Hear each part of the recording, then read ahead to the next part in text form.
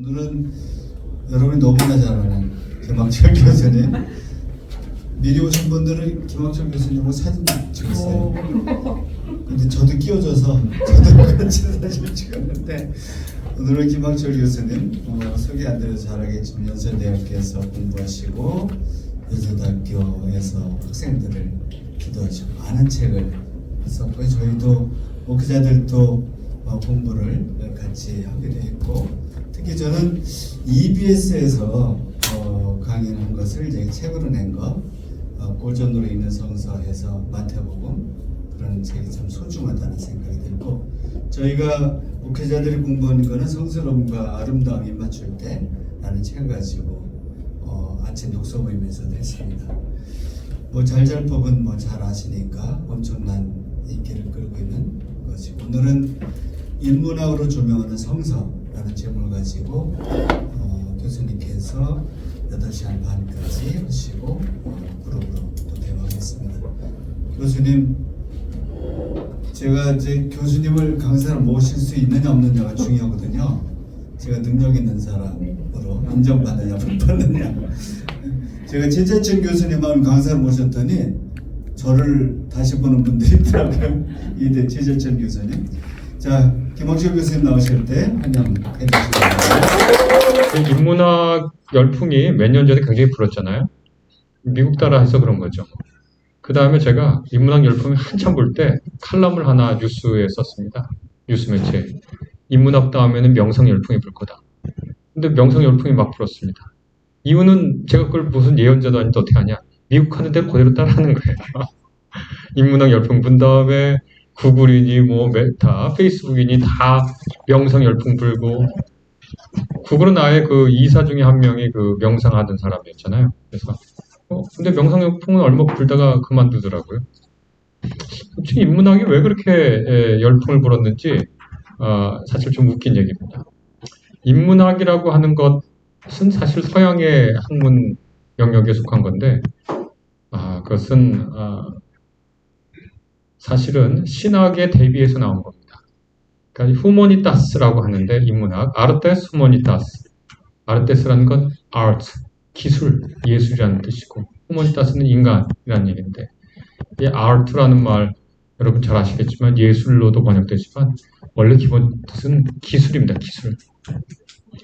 그거랑 유비되는 거기에 상응하는 히브리어 단어는 호크마라고 하는 단어인데, 이화여자대학이 호크마 교양대학 그렇게 하는데요. 호크마가 지혜라는 뜻인데, 거창하게 생각하면 지혜지만 기술입니다. 도자기를 잘 만드는 사람을 보고 도자기 만드는 호크마가 있다고 합니다. 그러면 삶을 잘 사는 사람은 삶을 잘 살아가는 기술이 있는 거죠. 삶을 잘 살아가는 기술, 도자기나 뭐 이런 어떤 도구 만들 때 기술 뛰어난 사람이야, 크래프트맨, 그래서 장인이다 이렇게 하는데, 그렇게 삶을 잘 살아가는 기술을 가리켜서 호크마라고 또 그 의미가 확장됐습니다. 그러니까 호크마라는 뜻이 이제 그런 뜻인데요, 히브리어에서. 서양 사람들은 자신들의 뿌리를 늘 고대 그리스에서 찾습니다. 그러나 사실 고대 지중해 세계를 보면 메소포타미아가 훨씬 문명이 먼저 발달했고, 그 다음에 이집트, 그리스는 조금 후발 문명이었고요. 그분들이 피타고라스 정리 이런 거 다 메소포타미아나 이집트에서 오래전부터 했던 겁니다. 메소포타미아나 이집트의 그 피라미드 생각해보면 피타고라스 정리 정도 모르고 그 건물을 지을 수가 없습니다. 그러니까 기본적으로 다 알고 있었는데, 피타고라스로부터 시작하는 건 서양의 수학을, 거기를 자기들의 유럽의 원초로 생각하고, 그래서 모든 학문을 거기로 귀속을 시킵니다. 그것이 그것이 쭉 이어지다가 기독교 국가가 313년 공인받고 323년, 그 다음에 370년대라고 제가 376년인가? 확실치 않는데 기독교 유일한 국교가 되면서 고대 그리스 지식이 위험해졌습니다. 그 위상이 떨어지게 되는데, 이유는 뭐냐면 신앙이 고대 그리스 철학자들의 지혜와 관련해서 어떤 관계를 맺어야 되는지에 대해서 논의가 시작됐거든요. 늘 언제나 기독교 역사를 보면 이 신앙과 지성, 신앙과 이성 사이에 긴장관계가 늘 있습니다. 역동적 관계라고 하는 게 맞겠죠. 어떨 때는 서로 긴장관계를 갖고 있다가 어떤 때는 일치하다가 어떨 때는 신앙이 이성을, 어떨 때는 이성이 신앙을 우위에 섰다가 그런 역동관계가 시대별로 있고요. 같은 시대를 나눠놔도 어떨 때는 신앙을 중시하는 바가 우선되고 어떨 때는 이성을 중시하는 바가 우선되고 그렇습니다. 여하튼 그런 역동관계가 있는데 중세는 조금 강하게 5세기부터 15세기를 중세라고 하는데 조금 강하게 디비니티, 곧 신학이 굉장히 중요한 학문의 분야가 되면서 고대 그리스의 학문이 조금 아래로 가라앉습니다. 그리고 그 아래로 서양 세계에 가라앉고 있을 때 그 학문이 고대 그리스 학문이라고 하는 건 결국은 아리스토텔레스의 학문인데 아리스토텔레스의 학문이 이슬람으로 이렇게 넘어갑니다. 그래서 이슬람의 학자들이 그거를 쫙 번역하고 쫙 이해하고 있고 보물처럼 갖고 있다가 그것이 아리스토텔레스 저작이 다시 역소개가 되는 거예요. 유럽 세계로. 그러면서 이른바 르네상스라고 하는 시대가 시작되고 르네상스라고 하는 것은 간단하게 말해서 르네상스는 재생이란 뜻인데요. 뭘 재생하냐? 고대 그리스의 학문을 재생하는 겁니다. 고대 그리스의 클래식들, 가장 대표적으로 호메로스의 일리아스부터 오디세이아, 아리스토텔레스의 학문이 본격적으로 드러나면서 그런 학문들을 클래식 혹은 후모니타스라고 부르기 시작했습니다. 그러니까 이 명칭은 다분히 휴먼, 디바인 이렇게 해서 신학에 대한 일종의 견제의식을 그 안에 갖고 있었는데요. 실제로 그래도 그렇다고 해도 레오나르도 다빈치나 미켈란젤로나 르네상스를 이끌었던 에라스무스나 이런 사람들 모두 다 신학, 에라스무스는 신부잖아요. 신부고 사제고 레오나르도 다빈치의 중요한 그림, 미켈란젤로의 중요한 그림, 라파엘로의 중요한 그림 다 기독교 신학 그림인데요. 그 와중에도 고대 그리스의 문화유산과 지적 작업을 되살려서 새로운 지성사를 이으려고 했던 것이 바로 르네상스고 바로 거기서 인간에 대한 관심을 좀 더 갖게 되죠. 신학은 신에 대한 이야기거든요. 테올로기아, 그러니까 영어로 테올로지라고 하는데 테올로기아의 합성어입니다. 테오 하나님, 로기아 말. 그러니까 하나님에 대한 이야기가 신학인데 인간 이야기를 하는 거죠. 그래서 르네상스의 유명한 그림이 왜 이렇게 레오나르도 다빈치 그림 인간 한 남자가 이렇게 딱 하고 있으면 이게 막 동그라미 그려놓고 막 비례 만들고 그런 거 있잖아요. 그게 갑자기 왜 등장합니까? 인간을 놓고 인간이 학문의 주제다 이렇게 된 겁니다.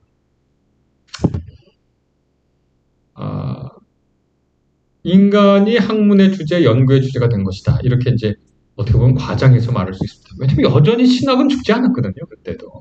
그러나 그건 좀 새로운 얘기고 그렇습니다. 그래서 서양 세계에서 인문학 이렇게 하면은 기본적으로 신학과 교회, 종교에 대한 일정한 거리감을 두는 학문입니다. 그 전통이 있기 때문에 인문학자들하고 신학자들 사이에서는 그렇게 원만하고 좋은 관계가 형성될 이유가 없죠. 그 전통이 서양의 인문학 전통에 아주 많이 남아 있습니다. 그래서 서양 인문학자들의 기본적인 출발은 신학에 대한 안티테조로서의 자기의 학문을 성립하는 겁니다. 그러니까 신학은 이렇게 말하는데 우리는 이렇게 말한다. 신학의 연구 분야는 이건데 우리의 연구 분야는 이거다. 이렇게 자기의 연구의 영역과 여기 우리 땅! 너는 거기서 쌀농사 짓지 우린 여기서 밭농사 짓는데 우리는 호미로죠. 그러니까 학문은 두 가지가 있어야 되는데 최소한 하나는 자기 학문의 연구 분야 그 다음에 그 분야를 연구하는 방법론 그러니까 자기 밭이 있고 그 밭을 가는 호미로 갈 거냐, 삽으로 갈 거냐, 괭이질을 할 거냐, 삽질을 할 거냐 이런 방법론이 있어야 됩니다. 학문이라는 거. 그래서 인문학은 기본적으로 인간의 사유가 만들어낸 문화를 연구의 대상으로 하고요. 그 방법론이 자연과학은 경험적 방법론을 합니다. 아리스토텔레스의 물리학을 보면은요, 공을 던지면 이렇게 날아가다가 정점에서 뚝 떨어진다고 써 있어요. 말도 안 되죠. 우리는 공을 던지면 하늘로 공을 던지면 포물선 운동하는 걸 알고 있습니다. 그렇죠? 그런데 이 사변적으로 생각하는 머릿속으로만 생각하는 아리스토텔레스는 이렇게 가다가 뚝 떨어진다고 생각했어요. 피사의 사탑에서 그런 실험을 갈릴레오가 한 적은 없지만 갈릴레오가 했다고 전해지죠. 한 적이 없습니다. 갈릴레오는. 무거운 것과 가벼운 것을 동시에 떨어뜨리면 무거운 것이 먼저 떨어진다. 이거 직관적으로 이렇게 느껴지죠. 그러나 실제로 해보면 같이 떨어지죠. 자연과학은 뭐냐? 연구 주제가 자연이에요. 자연과 자연의 원리, 자연물. 그럼 방법론은 뭐냐? 경험적 방법. 눈을 봐야 돼요. 귀로 듣고, 냄새 맡고, 입으로 맛보고. 경험적 방법이에요. 그걸 가지고 통계를 내. 그리고 거기서 보편적인 원리를 추출하려고 그래요. 그게 자연과학입니다. 신학하고는 다르죠. 그리고 사회과학은 뭐냐면 사회라고 하는 인간이 이룬 사회가 자기의 연구의 영역 방법입니다. 사회과학. 인문학이나 또 자연과학이나 사회과학이 신학과 종교라고 하는 데서 나는 신학자 여러분하고 좀 다릅니다. 이렇게 얘기하면서 분기해 나가면서 신학과 자신들이 다르다는 것을 강조해야 할 필요가 있었기 때문에 일종의 그 반발심 이런 거를 갖고 있습니다. 예를 하나 들어보면 가령 그 미술을 하는 분들은 절대로 종교랑 엮이고 싶어 하지 않아요. 서양 미술하는 사람들은 이거 뭐냐? 이거 너무 올드해 보이고 이데올로기에 갇힌 것처럼 느껴진단 말이죠. 예술의 역사를 서양에서 보면 이런 쓸데없는 얘기를 해도 되나? 제가 인문학으로 조명하는 성서라고 주셔가지고 이게 그게 쉬운 말이 아니라는 걸 설명하려고 지금 제목을 설명합니다. 인문학으로 조명하는 성서? 이런 말을 하려면 굉장히 어려워요. 저 같은 사람한테 이걸 하라 그러면. 미술 연구하는 분들한테 그 종교화 이런 거 하면 싫어해요. 그리고 미술 시장에서도 기독교 주제나 소재로 그림 그리면은 가격이 높게 형성이 안 되고, 만약에 뭐 부두교나 뭐 제3세계 아프리카 종교를 갖고 있거나 뭐 불교 미술이나 서양 미술 시장에서 뭐 아시아의 종교를 뭐 모티브로 했다. 이런 건 돈을 받아요. 근데 기독교를 하면 그건 뭔가 낡고 아주 쾌쾌먹고 신앙이라고 하는 어떤 거대한 것이 예술을 삼기 듯한 그런 것 때문에 그걸 원치 않아요. 그래서 어떻게 하냐면 미술은 점점점 신앙에서 자기를 이탈해 와서 이데올로기로부터도 이탈을 해요. 또 그 이념이 들어간 그림을 싫어해요. 그래서 선동화 이런 거 아주 선동화 이제 프로파간다 있잖아요. 예전에 뭐 민중 예술하면 노동자 농민 단결하라고 하는 선동화라든지 아니면 군국주의 혹은 군사주의 문화의 선동화 뭐 나치 이런 프로파간다화. 그건 미술 쪽으로 그 북한 이북 애들 예술 보고 저 우리가 봐도 저거 유치하다 이렇게 느끼잖아요. 뭐 김정은 뭐 장군님 저거는 정말 보기 싫잖아요. 그런 느낌을 갖는 거예요. 종교화에 대해서. 인문학의 범위가 흔히 우리가 문사철이라고 할 걸로 이렇게 줄여졌지만 인간의 언어, 문화, 가치, 생각에 대한 학문이거든요. 그래가지고 심리학과 보면 재밌는데요. 인간의 심리니까요. 인문학이겠죠? 그래서 제가 있는 학교는 심리학과가 문과대학에 있습니다. 문과대학을 리버럴 아츠 이렇게 하니까요. 리버럴 아츠 디파트먼트 오브 리버럴 아츠니까요.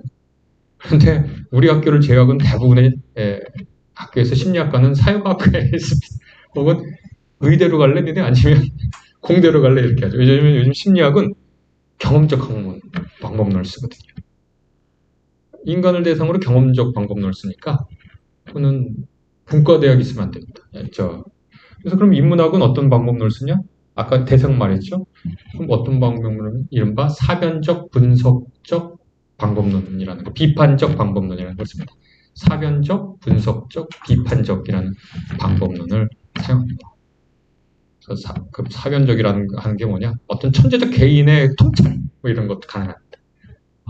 왜냐면 뭐 행방을 못 찾을 땐 그렇게 해야 되거든요. 뭐 예를 들면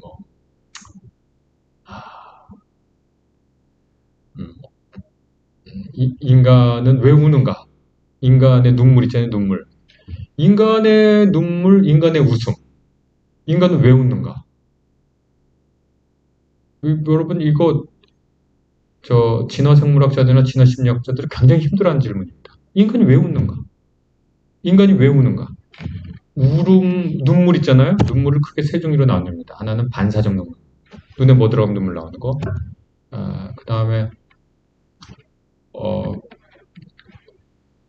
이제 정서적 눈물, 도덕적 눈물, 뭐 이런 거 있는데, 도덕적 눈물을 그 정서적 반응 눈물, 정서적 도덕적 눈물하고 이 반사적 눈물하고 성분을 분석하면 성분이 다릅니다. 그 되게 재밌었습니다. 그리고 눈물을 연구하는 많은 학자들이 도덕적 눈물을 인간 외에는 흘리는 동물이 없다고 그렇게 얘기하고, 그래서 눈물이라고 하는 것은 굉장히 인간적인 겁니다. 웃음도 마찬가지고요. 그러니까 그거 웃음이란 거 도대체 뭔지 이 경험적으로 자연과학적이나 뇌과학이나 진화생물학에서 말하기 힘들합니다. 되게. 도대체 이게 뭘까 이 눈물이라는 게. 그럼 그걸 어떻게 해야 되겠어요? 통찰력이 필요합니다. 통찰력이.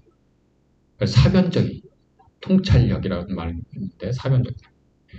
물론 이것이 꼭 인문학에서만 있는 건 아닙니다. 예를 들어 수학에서도 제가 수학 교수님한테 여쭤봤거든요. 당신은 박사 논문을 못 썼냐? 이렇게 물으니까 나는 뭘 썼다. 그래서 어떻게 그런 걸 썼냐? 우리 교수님이 그렇게 한 거다. 야 이건 될 것 같은데 한번 증명해봐라. 그걸 난 3년 내내 박사가 돼서 증명했더니 되더라. 그래서 박사 논문을 받았다. 그거 증명 안 되면 어떻게 돼? 박사 논문 못 받는다. 야 이건 뭐야? 그러면 지도 교수가 수학 교수가 야 그거 될 것 같아 한번 해봐. 그럼 안 되면 어떻게 해요 그거? 야 그거 진짜 너무하잖아요. 근데 지금 수학의 난제라고 하는 것들이 대부분 그런 겁니다. 그러니까 사실은 사변적 방법론, 통찰에 의존하는 것이 꼭 인문학에만 있는 것은 아니나 난 대부분 인문학이 경험적 관찰을 할 수 없거든요. 인간 머리를. 인간을 대상으로 실험할 수는 없잖아요. 심리학은 좀 하지만 인간을 대상으로 실험하기는 어렵거든요. 윤리적이지도 않고. 그러니까 사변적 또 비판적 분석적 이런 방법론을 사용합니다. 인문학으로 성서를 조명한다? 이게 말이 안 돼요. 왜 말이 안 되냐? 인문학자들은 성서를 보려고 하는 사람들이 아니에요. 인문학자라고 하는 건 서양에서 클래식을 했다라고 하면 서양, 고대, 그리스, 로마 문헌을 읽는 사람들이에요. 우리가 잘 안다고 착각하는 프리드리히 니체 같은 사람이 클래식 학자입니다. 이분은 클래식 공부했어요. 클래식은 뭐냐? 서양의 그리스, 고대 그리스, 로마의 문헌을 공부한 사람들이 인문학자예요. 그 사람들은 연구 범위가 성경이 아니에요. 야, 그러니까 인문학으로 성서를 조명하라 그러면 난감합니다. 이 학문적 책 이런 거. 어떻게 하자는 건가 이거를? 어떻게 하지? 이 두 학문을 어떻게 연관시키나? 이렇게 벌써 20분이나 인문학으로 조명하는 성서라는 하는 말이 얼마나 어려운 말인지에 대한 얘기를 제가 했는데 아직 한 10여 분 더 해야 되는데 제가 군말 않고 인문학이 뭔지 인문학의 역사만 설명했잖아요. 그래서 앞으로 할 때까지는 해보겠다. 그럼 인문학을 오늘날은 그래서 문과대학에 있는 학문 영역이라고 생각하면 좋고 지금은 뭐 학제간의 연구에서 오고 가니까 인문학자들도 통계방법론을 사용하고 또 협업을 하고 그러니까 뭐 신학하고도 사이좋게 지낼 수 있겠다 그런 생각을 해봅니다.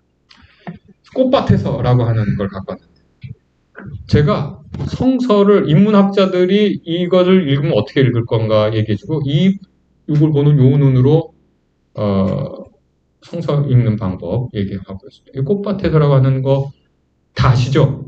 요즘 20대 초반 젊은이들 모릅니다, 이 노래. 저는 우리 애들 20대 중반인데 많이 불러줬거든요. 우리 애들은 이걸 아는데 요즘 20대 초반 학생들한테 꽃밭에서 노래 알지? 그럼 몰라요. 그래서 야, 충격받았어요. 아빠하고 나 만든 꽃밭에 채송화도 봉숭아도 한창입니다. 아빠가 배우는 새끼줄 따라 나팔꽃도 어울리게 피었습니다. 애들하고 재밌게 뛰어놀다가 아빠 생각나서 꽃을 봅니다. 아빠는 꽃 보며 살자 그랬죠. 날 보고 꽃같이 살자 그랬죠. 어떤 느낌이 드십니까? 일단 목가적이죠. 여기는 도시가 아니라 목가적이에요. 아빠는 어떤 사람이죠? 아주 여기서 형성되는 아빠는 꽃을 좋아해요. 그리고 우리 꽃같이 살자 이렇게 얘기하는 아빠예요. 그리고 그 꽃밭을 만들려고 새끼줄을 다 매놨어요. 그런데 그 아빠가 없네? 애들하고 재밌게 뛰어놀았는데 아빠 생각나서 아빠를 봐야 되는데 아빠가 없이 꽃을 봐요. 그리고 아빠가 한 말을 떠올려요. 그러면 아빠가 없다는 거죠, 지금? 아빠 어디 갔을까? 장에 갔을까? 회사 갔을까? 아빠 캐릭터가 있어요.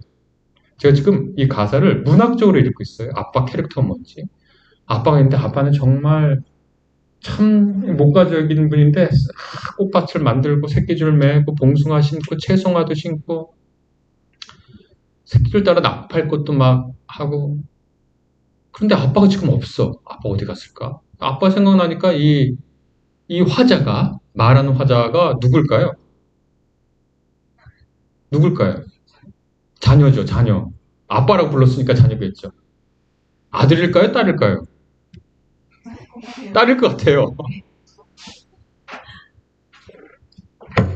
그러니까 막 뛰어놀다가 아빠가 없어. 아빠가 없는데 꽃 보고 아빠 생각해요. 그렇죠?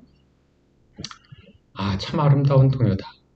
그래서 우리 애들 어렸을 때 자장가를 많이 불러줬는데 제가 이 근처에 살거든요. 전쟁기념관. 전쟁기념관 근처에 사는데 거기 제가 늘 일주일에 한 3번은 한 4바퀴 뜁니다. 한 4km 됩니다. 한 4바퀴 뛰면. 천천히 뛰는데 이게 멈춰버린 시계탑입니다. 전쟁기념관입니다. 전쟁기념관. 엄청 시끄럽습니다. 요즘. 미칠 것 같아요. 여기서. 아니 왜 나중에 이사 오셔가지고 이렇게 힘든 거예요. 정말 힘들어요. 계속 시위해요. 계속. 1년 365일 시위해요. 주말에는 더 크게 하고. 정말. 이 시차 한번 지나가면 그 다음에 예수천당 불신지역 한번 지나가고. 시차 미칠 것 같아요. 진짜로.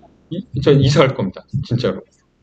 근데 이 시계탑을 보는데 이게 비극적인 얘기예요. 그래서 이 전쟁기념관은 평화를 말하는 것들이 많아요. 그래서 이어령 선생님이 시 쓰고 막 이래가지고 해놓은 이 시계탑인데 오늘 여기서 보니까 꽃밭에서라고 하는 우리 본 게 있는 거예요. 그래서 깜짝 놀랐어요. 이게 있네 하고 그거 갑자기 생각했어요. 갑자기 이게 무슨 전쟁기념관에 꽃밭에서가 있지? 이상하잖아요. 그래서 가만히 들여다보니까 이게 1951년에 기록된 동요예요. 이 숫자를 보는 순간 저는 눈물이 픽 났습니다. 아빠 어디 갔을까요? 아빠는 전쟁에 끌려간 거예요. 아빠가 아직 안 들어왔는지 어떤지 모르겠어요. 전사했는지 아닌지 모르겠어요. 너무 슬프죠 지금?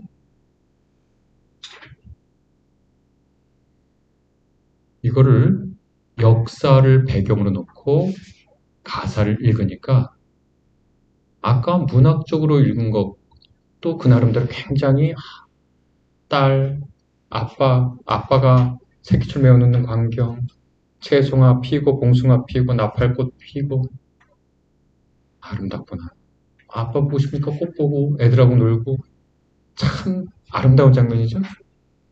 문학적으로 봐도 참 아름다워요.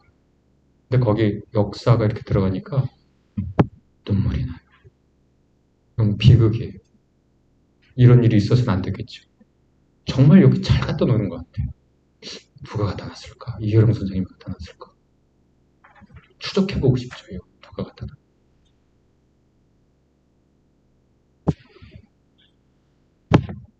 어떤 생각이 드십니까? 그 다음에 비극적이다. 눈물이 난다. 그 다음에 어떤 생각이 드십니까?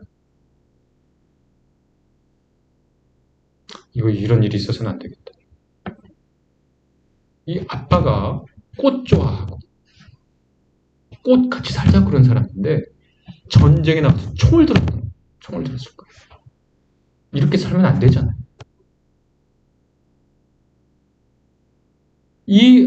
여러분, 이 가사, 이 동요 부를 때, 저도 우리 애들한테 이 동요 부를 때, 야, 전쟁 나서는 안 돼.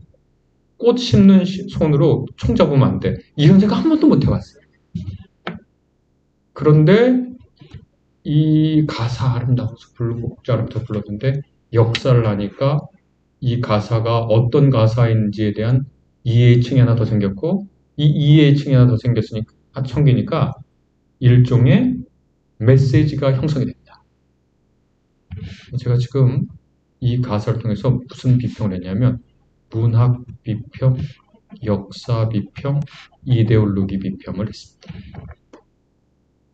인문학적 시각입니다. 이게 문사철이라고 그랬죠? 문학, 역사, 철학, 이데올로기, 이념 비판을 했습니다. 그럼 이제 여러 가지로 생각할 수 있어요. 전쟁, 꽃, 소녀, 이거를 전쟁, 꽃, 소녀, 이거를 저는 막 가슴이 아프더라고요. 그래서 이걸 막 생각했는데 베트남 전쟁 때 미국에 유행하던 노래가 하나 있는데 그 많은 꽃들은 어디로 갔을까라고 하는 노래입니다. 이거 혹시 유튜브 됩니까? 소리가 막 납니까? 네. 그러면 쉬는 시간에 들려드리죠. 생각해보니까 쉬는 시간에. 뭐가 있냐면, 그 많은 꽃들은 어디로 갔을까라고 하는 노래가 있는데, 가사가 이겁니다. 여러분 들으시면 다 알아요. 과곡전. 그 많은 꽃들은 어디로 갔을까? 소녀들이 다 따갔지. 그 많은 소녀들은 다 어디로 갔을까? 멋진 남자들이 다 데려갔지. 그 멋진 남자들은 다 어디로 갔을까? 전쟁이 다 데려갔지. 그 전쟁에 끌렸던 저 젊은 남자들은 다 어디 갔을까? 다 무덤으로 갔지. 그 많은 무덤들은 다 어디 갔을까? 다 꽃이 데려갔지. 그런 노래가 있습니다. 여러분, 저 쉬는 시간에 한번 들려드시면, When all flowers were, 이런 거였나? 기억이 잘 안 나는데, 키워드로 찾아보면 나올 건데요. 굉장히 유명한 노래이기 때문에. 이거 참 희한하죠? 전쟁의 고통과 비극을 얘기할 때 소녀, 꽃, 전쟁은 왜 얽히나? 인간의 근원적인 폭력 상황에서 꽃, 소녀, 전쟁은 그렇게 얽혀서 인간 삶의 그 비극성을 잘 도드라지는 모양이다. 그런 생각을 하게 되죠. 앤더 슈샤크의 그 침묵이라는 소설에 주님, 우리는 이렇게 슬픈데 왜 이렇게 바다는 푸릅니까? 참 대비되죠. 우리는 이렇게 슬픈데 바다는 어떻게 저렇게 푸릅니까? 이 꽃밭은 이렇게 아름다운데 우리 아버지는 어떻게 합니까?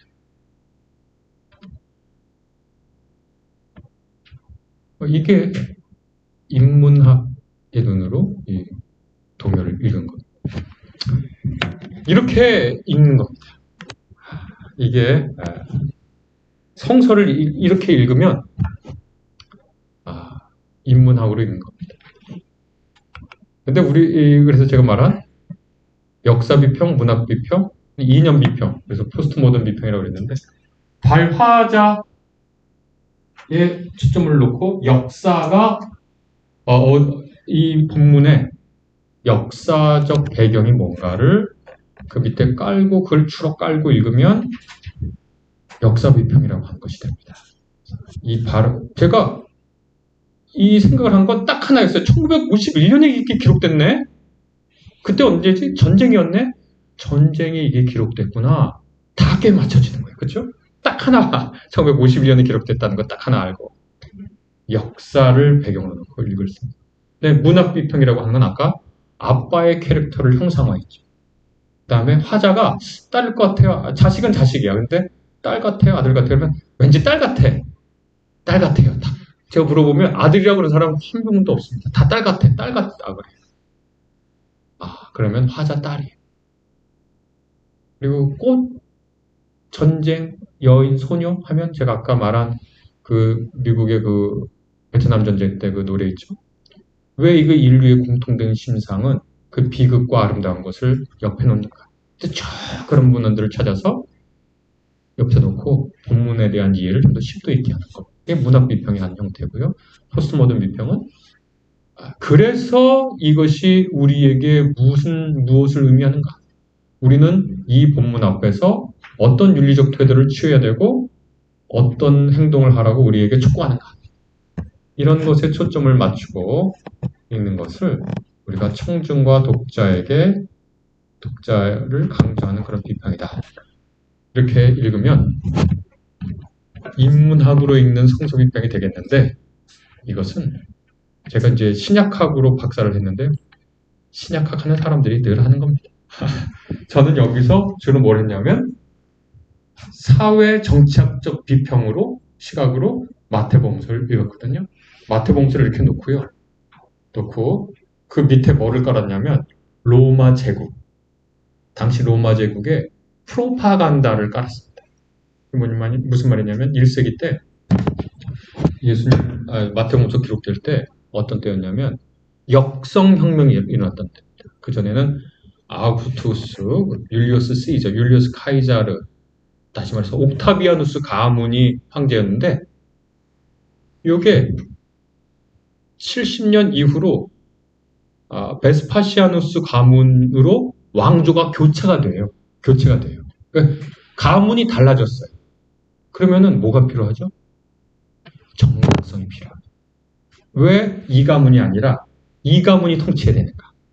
그래서 옥타비아누스가 맨 처음에 황제가 될 때도 엄청나게, 왜 로마가 다 공화제였거든요. 공화제라는 것은 우두머리 한 명이 있는 것이 아니라 여러 명이 권력을 나누고 협의하는 협의체인데, 율리우스 카이자르 다음에 옥타비아누스가 프린캡스 제1의 시민 되면서 황제라는 칭호를 이후부터 얻게 되는데, 옥타비아누스 말고 이후로. 그러면 정당성이 필요하잖아요.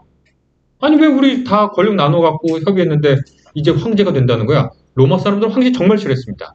동방의 전제군주, 우리는 로마의 선진시민은 그런 전제군주 같은 체제 싫어. 우리는 합리적으로 서로 토론해서 권력 나눠. 이게 로마 사람들이 자부심이었는데 황제가 탄생한다고? 그럼 정당성이 필요하잖아요. 왜 황제가 필요한지. 그러니까 옥타비아누스에 대한 선전을 엄청나게 했어요. 이 사람이 통치자 자격이 있다. 이 사람이 통치자 능력이 있다. 이 사람이 통치자로서의 덕이 있다. 그걸 엄청나게 해댔거든요. 그리고 나서 이제 어느 통치하다가 이제 황제 가문이 교체가 됐잖아요. 그게 마태복음서가 80년에서 90년대 사이에 기록됐다고 하는데, 그럼 그때 베스파시아누스 황제 이후에 티투스, 도미티아누스 이런 사람들, 베스파시아누스의 아들들이 지배하던 때인데, 도미티아누스 같은 경우에는 이 통치를 좀 포악하게 했어요. 3명 다 장군이거든. 장군, 무장 출신이고. 집안이 형편없어요. 그렇게 대단한 집안이 아니었기 때문에. 그러니까 선전을 해야 되잖아요. 이 사람들이 왜 통치해야 되는가. 그래서 어마어마하게 통치 선전을 해야 되는데, 그걸 통치 프로파간다라고 부를 수 있는데, 그 선전을 이렇게 옆에다 놓고, 마태복음서를 거기다 위에 이렇게 올려놓으면 재밌어요. 야, 이거 마태복음서에서 예수님을 이런 분이라고 말하는 게 로마 황제를 이렇게 얘기하던 거 하고 이 병행이 되네? 예를 들어 하나님의 아들이라고 예수님 그러잖아요.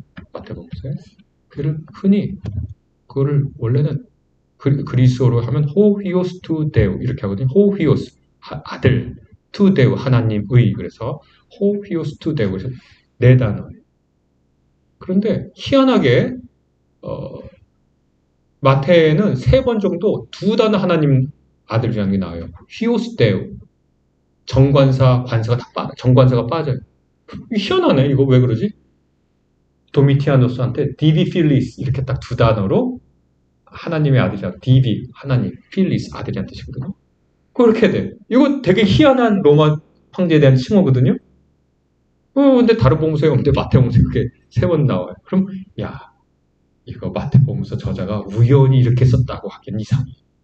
마가복음서는 다 호히오스투 데우 이렇게 쓰거든요. 이게 뭔가 찾을 수가 있어요. 로마 황제의 통치 선전 프로파간다를 배경으로 놓고 마태복음서를 읽으면. 네. 그래서 제가 한 비평은 역사 비평과 사회 정치학 비평이니까 이렇게 될 수 있습니다. 이것이 일종의 이른바 학문 세계 내에서 인문학으로 성서를 읽는 하나의 방식이다. 이렇게 말씀드릴 수 있을 것 같습니다. 그러나 인문학이라고 하는 말에 오늘날 용례를 보면 이렇게 대학의 학제로서의 인문학만을 얘기하는 건 아니겠죠. 인문학 열풍이 왜 불었나요? 인간을 알고 문학, 역사, 철학을 하고 싶어서 대부분 인문학 열풍은 기업에서 불었기 때문에 어떻게 기업을 잘 운영할까 뭐 그걸 때문이 아니었겠어요? 저는 그렇게 생각하는데 완전히. 스티브 잡스라고 하는 분이 나는 내 전 재산을 팔아서라도 소크라테스를 한번 만나보고 싶다라는 말 안 했으면 인문학 열풍 안 불었을 것 같은데. 그분이 그런 말을 막 하고 막.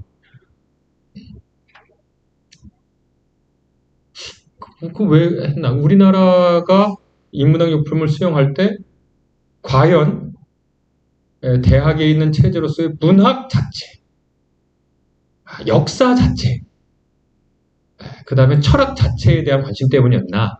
아니죠. 기업인들은 그걸 통해서 사업 아이디어가 중요했겠죠. 사업 아이디어가 중요했겠고. 또 거기 많이 이제 불려나간 인문학자들은 뭐가 중요했겠죠. 자기 학문적 그것도 중요했겠고, 뭐도 중요했겠죠. 근데 왜 우리나라 국민 대중들은 왜 거기에 열광했을까요? 이렇게 사는 건 나도 아닌 것 같거든. 왜냐면 우리 사회는 끊임없이 이득을 추구하라고 요청하거든요, 우리한테. 공리주의 사회거든요.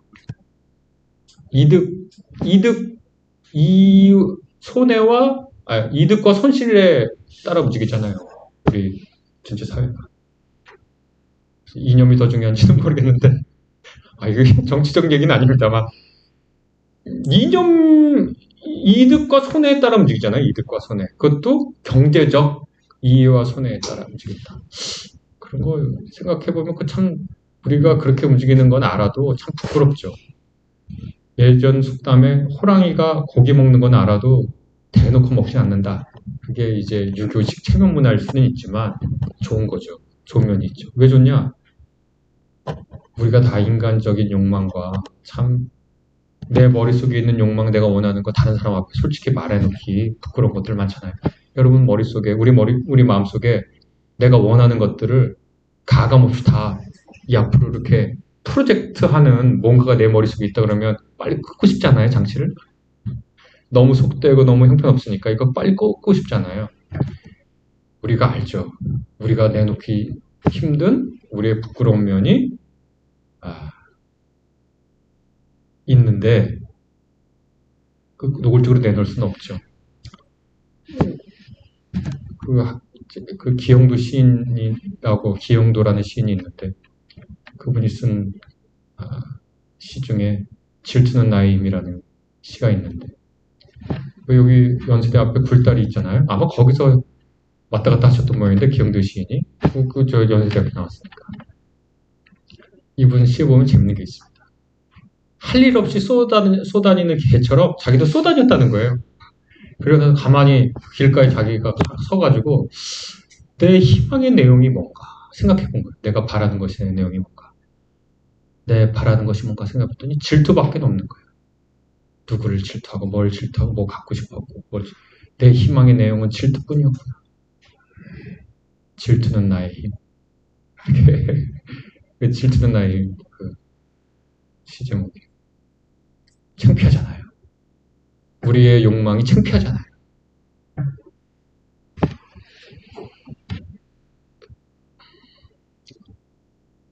참 창피하잖아요.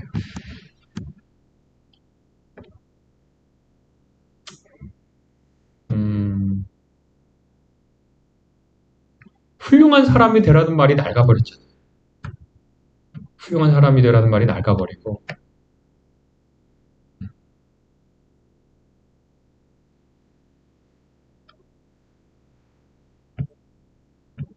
요즘 신조 중에 알바노라는 게 있다 그러는데 혹시 들어보셨어요? 저도 며칠 전에 알았습니다. 그게 내가 알바냐? 이거예요. 나는 내 이득을 내가 내 권리를 찾아서 챙겼다. 그걸 통해서 네가 피해를 봤다고? 내가 알바냐? 나는 이득을 내 권리에서 챙겼고 계약에서 챙겼고 그 위에는 모르겠다. 사회가 계약 관계가 고착되고 계약 관계는 이득에 관련된 것이기 때문에 이득이 왔다 갔다 하는 사회가 됐잖아요. 뭐 예전부터 당연히 그랬지. 그러나 예전부터 당연히 그랬지만 호랑이도 생고기 먹는 걸 숨기는 사회였는데 속담에 그게 있는데 제가 함석헌 선생님 글에서 읽은 것 같은데 호랑이도 생고기 먹지만 그거 대놓고 먹지 않는다고. 요즘은 그냥 대놓고 먹잖아요. 알바냐 그게 내가 내 계약 관계에 따라 내 이득 챙겼는데 뭐가 알바냐. 그 더 이상이 안 가잖아요. 그러니까 창피하죠. 자기의 희망의 내용이 온통 질투뿐이라는 건 시인밖에 말 못하잖아요. 우리는 그 이상 말 못하잖아요. 그러니까 창피하니까 인문학 하는 거예요. 저 일본에서 저 천황 시위하고 천황 도의에 대한 시위하고 일본 그 천황 제 강력하게 부활해야 된다고 하고 막 군국주의 헌법 다시 되살려야 한다고 하는 사람들 야쿠자인 거 아시죠? 야쿠자는 힘을 써가지고 요즘 많이 이제 줄었지만 전에 무슨 법 때문에 힘을 써가지고 이득을 얻는 집단이기 때문에 자기가 생각해도 인간으로서 창피하거든요. 사람이 이득만 가지고 산다고 하는 것만큼 창피한 게 없거든요. 아무리 이상한 사람도 스스로 창피한 건 알아요. 그래서 내가 뼛속까지 속물이지만 그거 너무한 거지 나도. 이거 알아요. 그러니까 야쿠자가 시위도 하는 거예요. 대의가 있어야 살거든요, 사람. 대의가 없어도 알바냐? 이거는 진짜 큰일 난 거예요, 지금. 저는 생각할 때 그건 정말 큰일 난 것 같아요. 사회가 계약 관계이면, 그거 힘들어집니다, 그 사회가. 시간이 얼마 없는데, 오늘 준비한 거에 3분의 1 정도 할 것 같은데. 그래서 뭐 하냐? 인문학 열풍이 왜 불었고, 우리는 왜 인문학에 그렇게 열광하고 마음을 뺏겼느냐? 우리가 창피해서 그래요.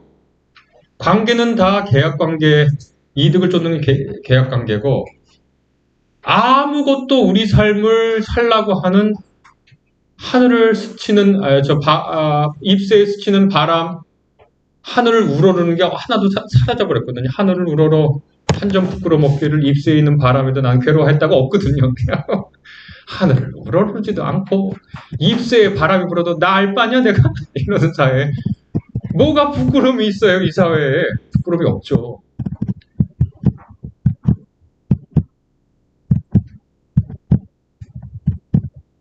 그러니까 부끄럽잖아요. 인문학 해야죠. 안 부끄럽잖아요. 이거는 역사를 얘기하고 문학을 얘기하고 철학을 얘기하니까 그러면서 인간을 이해한다고 얘기하고 사업적인 사업 아이디어 떠올릴 수 있으니까 얼마나 좋아요.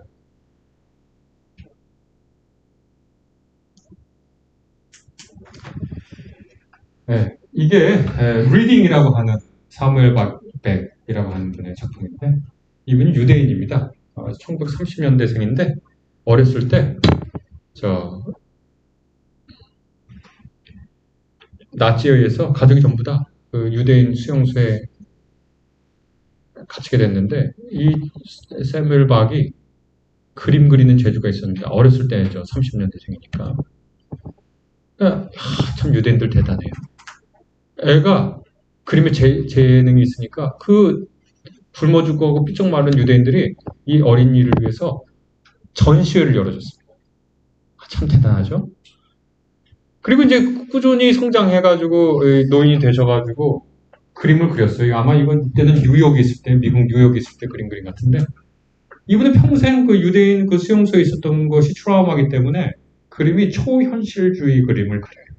그리고 트라우마가 있어요. 그래서 계속 같은 주제가 반복되는데 특별히 이렇게 유대인 수용소 수용된 유대인 남자, 여자, 특별히 남자를 많이 그리는데 여기를 보면 리딩 하는 거예요. 지금 독서하는 거예요. 남자 여기 보면 머리가 깨졌죠. 머리 박박 깎이고 깨졌습니다. 그리고 눈도 겨우 떠요. 원래는 이렇게 접혀 있었어요, 이렇게.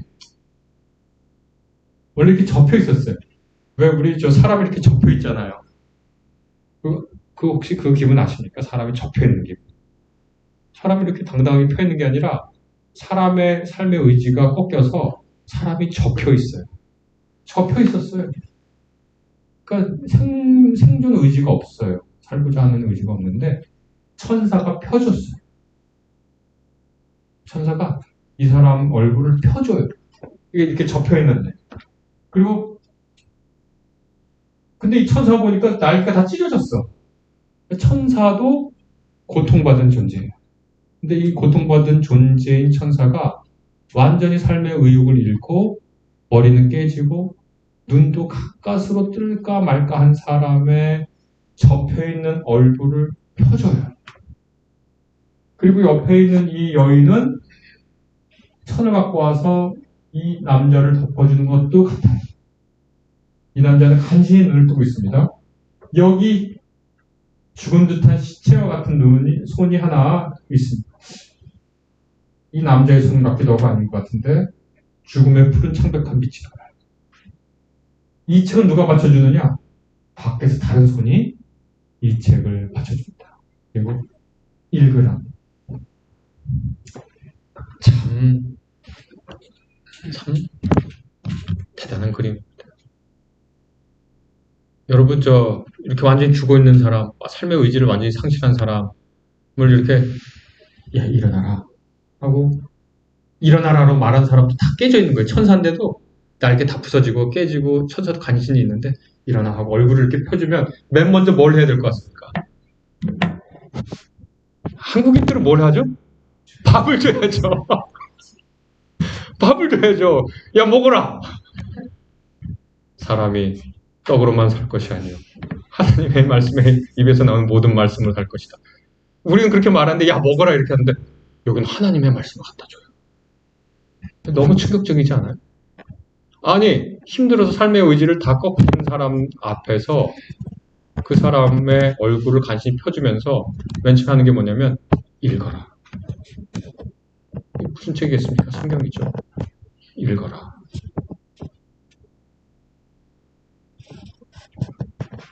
대단한 것 같습니다. 제가 아까 인문학 열풍 왜 불었나? 우리가 생각해도 우리가 창피하거든. 참 개같이 벌어 정승같이 쓰라 그랬는데 개처럼 벌긴 했는데 정승이 뭔지 모르거든. 그러니까 막 했는데 우리가 이렇게 사는 건 아닌 것 같긴 하거든. 네, 인문학적 읽기에 우리가 빠졌던 이유는 뭐고 우리가 뭘 원했냐? 우리가 살고 싶거든요. 빵만이 아니라 하나님의 입으로부터 나오는 모든 말씀으로 살고 싶거든요. 그래서 인문학 열풍이 불었던 것 같습니다. 하나님의 말씀도 성경도 살기 위해 읽을 수 있습니다. 가령 이것도 역시 사무엘 박의 그림인데 전쟁 시의 창조입니다. 참 잘 그렸습니다.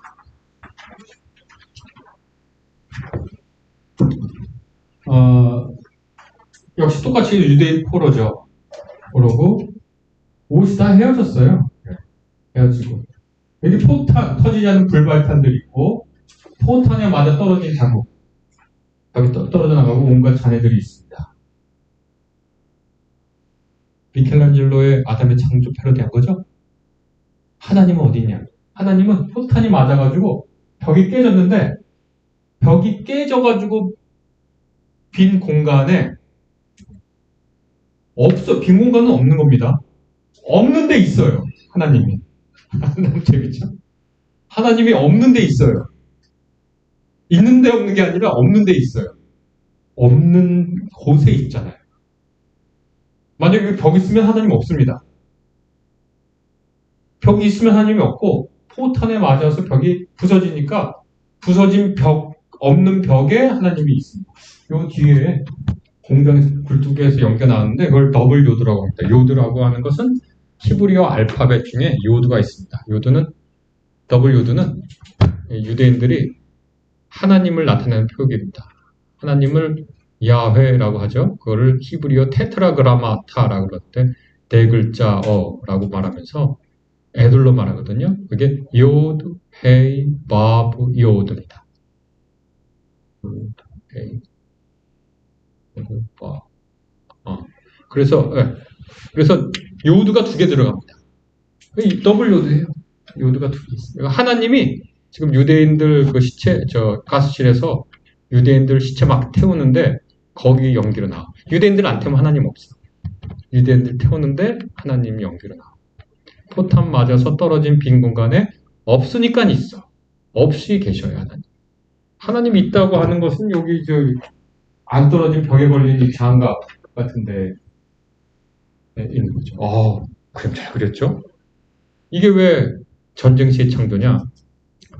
아까 반으로 접혀있던 인간을 천사가 와서 펴줘가지고 하나님 말씀을 읽는데 인간이란 뭐냐? 우리는 물 갖다 주고 밥 먹이는데 하나님 말씀 읽어라 하고 우리가 그렇게 인문학으로 읽는다는 것의 그 말이죠. 아까 말한 부끄러운 세상에서 부끄러운 나를 보고 이건 아니지. 이건 내가 생각해도 내가 아무리 속물이라도 이렇게 사는 건 아니지 하고 인문학을 보는 성경도 이건 아니지. 내가 살아도 이렇게 사는 건 아니지. 내가 자식 좋은 대학 가길 바라고 멋진 아파트에 살길 바라고 노후 걱정 없는 돈이 두둑하게 내 통장에 있기를 바라면서 평생 살아왔지만 그것만으로 내가 인생 그거 사는 거 아니지 이렇게 생각하고 다시 살기를 바라면 하나님 말씀을 펴서 인간을 잡고 사람이 타죽으면서 나는 연기, 포탄이 떨어져서 폭파된 곳에 빈 벽에 하나님이 계신 듯한 그 자리를 향해 쓰러진 인간은 마지막 힘을 다해 하나님을 향해 손을 뻗습니다. 그게 인간의 창조죠. 인간이란 누군가? 인간은 자기가 가진 생존 본능 너머의 가치를 향한 지향성을 가질 때 그는 인간으로 창조되죠. 그러니까 우리가 이 문학을 읽었죠. 성경을 볼 때 우리는 생존과 이득을 넘어선 인간들의 모습을 성경의 여러 곳에서 볼 수가 있죠. 그래서 성경을 읽고 싶죠. 왜냐하면 우리는 초월하고 싶으니까. 이 세상을 초월하고 싶으니까. 이렇게 사는 게 아니라는 걸 아니까. 그래서 이거 보면 이것도 되게 좋은 건데 베르시트 바라입니다. 그래서 이게 창세기 1장에 있는 베르시트 태초에 바라 그분이 창조했다라고 하는 건데 유대광처럼 아무것도 없는 곳에 이게 베르시트 바라 히브리 알파벳입니다. 우리가 창세기 하면 하이든의 오라토리오 천지창조를 생각합니다. 그래서 웅장하고 장엄한 광경을 생각하는데 이 사무엘 박은 베레시트 바라 하나님이 태초에 창조했다라고 하는 그 말은 하이든의 오라토리오 천지창조처럼 빵 하는 게 아니라 완전히 아무것도 없는 케이오스의 상황에서 글자 하나를 일으키는 거예요. 그러니까 생명이 불모한 곳에서 글자를 하나 세우는 거예요. 질서를 하나 세우는 거. 이게 뭘 의미하냐? 아까 학제로서의 인문학으로 어떻게 성경을 읽는지 말씀드렸고, 두 번째 읽기죠. 이것은 어떤 읽기냐? 이것은 아마 실존적 읽기라고 이름 붙일 수도 있고 큐티는 아닙니다. 큐티식 읽기는 아닙니다. 이것은 생존을 위한 읽기죠. 인간다움을 찾는 읽기죠. 인문학이라는 말을 하자면 무엇이 인간을 인간답게 만드는가?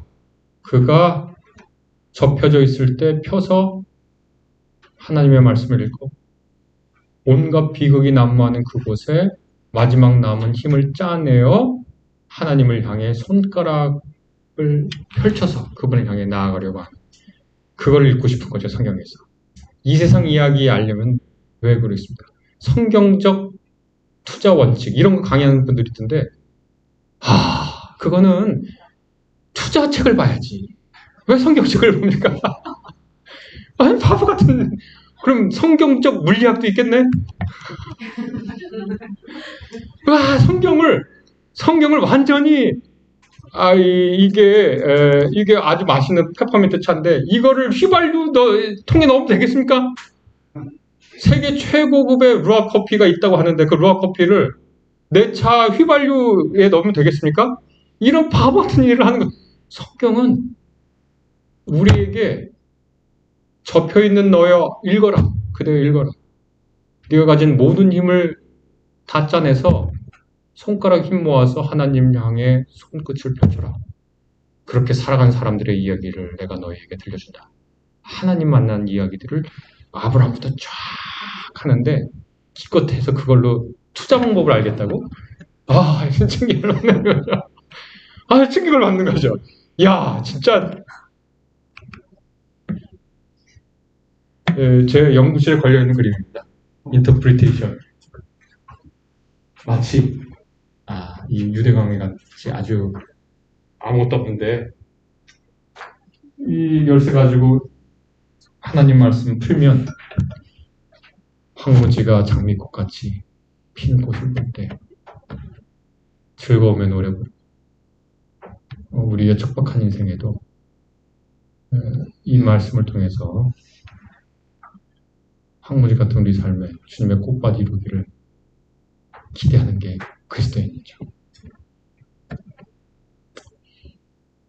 푸른 마르고 꽃은 시드나 우리 하나님의 말씀 영원히 있다. 어떻게 하나님의 말씀이 영원히 있을까? 그 말씀을 인터프리테이션 해석해서 사는 거죠. 호크마 잘 사는 거죠. 고맙습니다. 1시간 지났습니다. 저 여기 서 있나요? 들어가나요? 네? 들어가나요? 서 있어요? 아니면 들어가나요? 아니 들어오세요. 네. 혹시 토론 주제 그냥 알아서 하시면 제가 토론 주제를 말씀드려야 되는 건가요? 원래 말씀하려고 네. 부탁드리셨죠? 예. 그러니까 성경을 이렇게 했으면 좋겠습니다. 지금까지 성경을 읽어왔던 방식.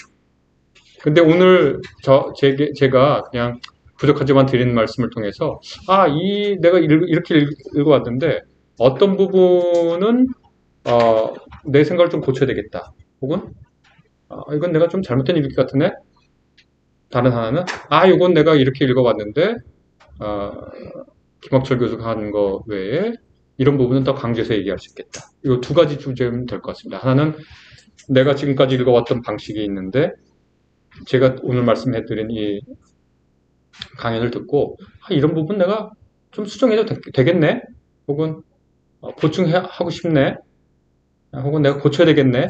이런 부분이 있다면 그걸 말씀해 주시고 또 다른 부분은 강연에서 부족한 부분이 있네. 이렇게 읽는 것이 더 좋을 수도 있는데 있으면은 저한테 말씀해 주시면 제가 참고해서 하겠습니다. 네, 네. 고맙습니다.